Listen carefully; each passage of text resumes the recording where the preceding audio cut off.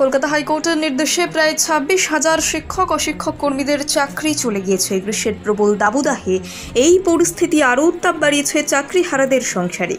এই আবহে কথা রাখলেন মমতা বন্দ্যোপাধ্যায়ের সরকার। চাকরিহারাদের এপ্রিল মাসের শেষেই বেতন দিল রাজ্য সরকার। এই বেতন দেওয়ার কথা দিয়েছিলেন স্বয়ং মুখ্যমন্ত্রী মমতা বন্দ্যোপাধ্যায়। আর এই বেতন যাতে বন্ধ না হয় এবং চাকরিহারারা চাকরি যাতে ফিরে পান তার জন্য সুপ্রিম কোর্টে মামলা করেছে রাজ্য সরকার। সেখান থেকে স্থগিতাদেশ মিললে চাকরি থাকবে, আর অভিযোগ প্রমাণ করতে না পারলে বহাল থাকবে চাকরি। তবে দুশ্চিন্তা কাটছে না।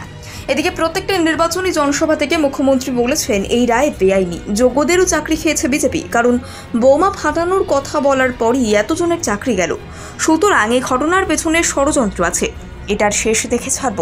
ইতিমধ্যেই মামলা দাখিল হয়েছে সুপ্রিম কোর্টে, এমনকি শুনানি পর্যন্ত হয়েছে। যদিও চাকরিহারাদের বক্তব্য এই অনিশ্চিত ভবিষ্যৎ অবস্থায় 1 মাসের বেতন স্বস্তি যোগাতে পারেনি।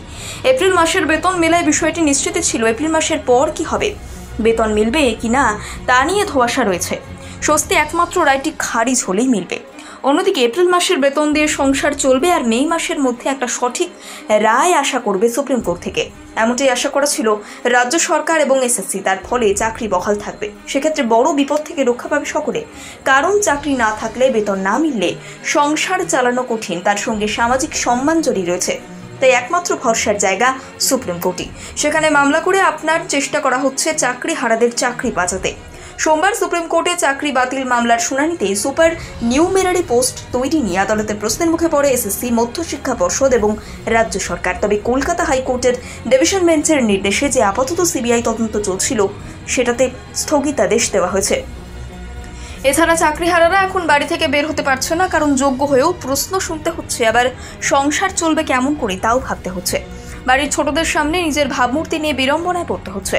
সেখানে আশার আলো বলতে সিবিআই তদন্তের নির্দেশে স্থগিতাদেশ দেয় সর্বোচ্চ আদালত। এদিন সুপ্রিম কোর্টের পক্ষ থেকে জানানো হলো কার নির্দেশেই অতিরিক্ত পদ তৈরি হলো, কে কে সুবিধাভোগী, সবটা খতিয়ে দেখা হবে। আর পরবর্তী শুনানির দিনের দিকে তাকিয়ে রয়েছেন চাকরিহারারা।